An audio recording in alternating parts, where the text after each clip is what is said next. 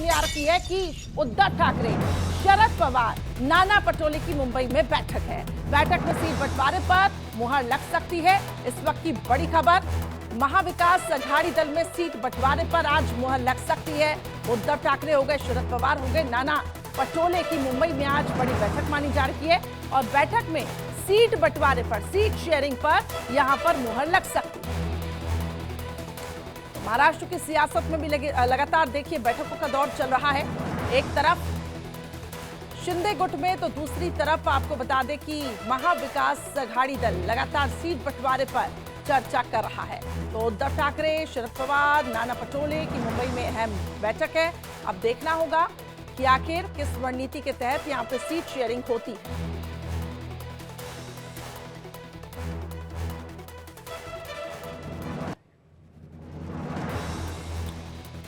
तो बैठक में सीट बंटवारे पर मुहर लग सकती है। अब किसकी कितनी मांग है, आपको हम ग्राफिक्स के जरिए भी समझाने की यहां पे कोशिश करते हैं।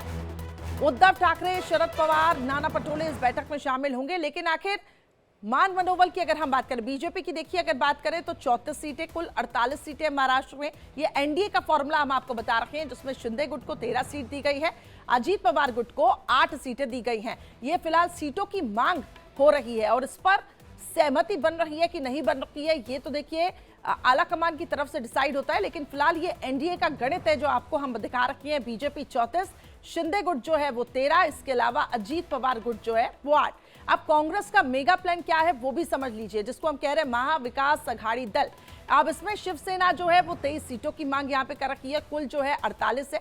कांग्रेस 19 और एनसीपी जो शरद पवार का खेमा है वो 6 सीटों की मांग यहाँ पे कर रखी है। तो क्या इन नामों पर, इन सीटों पर मुहर लगेगी, ये देखना होगा। लेकिन फिलहाल आपको बता दें, शिवसेना खेमा 23, कांग्रेस 19 और शरद पवार एनसीपी जो है वो 6 सीटों का, यहाँ पे 6 सीटें दी जा सकती हैं। ये कांग्रेस का अब तक का प्लान है। लेकिन फिलहाल ये बैठक होगी, बैठक में क्या फैसला होता है ये देखना होगा। इस बैठक में आपको बता दें, एक तरफ एनडीए की बैठक जारी है तो दूसरी तरफ महाविकास अघाड़ी दल की अहम बैठक हो रही है। तो ये महाराष्ट्र एमपी का सीट फॉर्मूला है, जिसमें शिवसेना 23, कांग्रेस 19 और एनसीपी 6।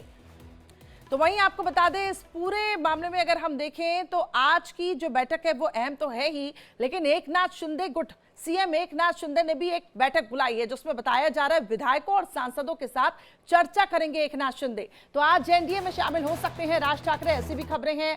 आज राज ठाकरे बड़ा ऐलान कर सकते हैं। नेताओं के साथ बैठक के बाद ठाकरे फैसला लेंगे।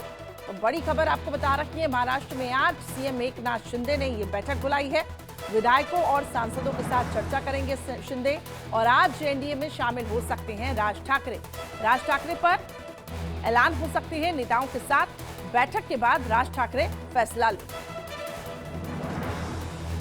महाराष्ट्र में आज सीएम एकनाथ शिंदे ने अहम बैठक बुलाई है। विधायकों और सांसदों के साथ एकनाथ शिंदे चर्चा करें।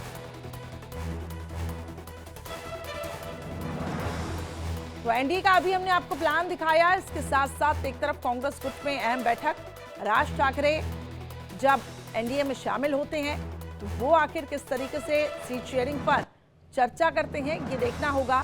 विधायकों और सांसदों के साथ आज एक तरफ सीएम एकनाथ शिंदे भी चर्चा करेंगे और आज एनडीए में राज ठाकरे जो हैं एनडीए का दामन थाम सकते हैं। तो आज कुछ बड़ा ऐलान भी हो सकता है।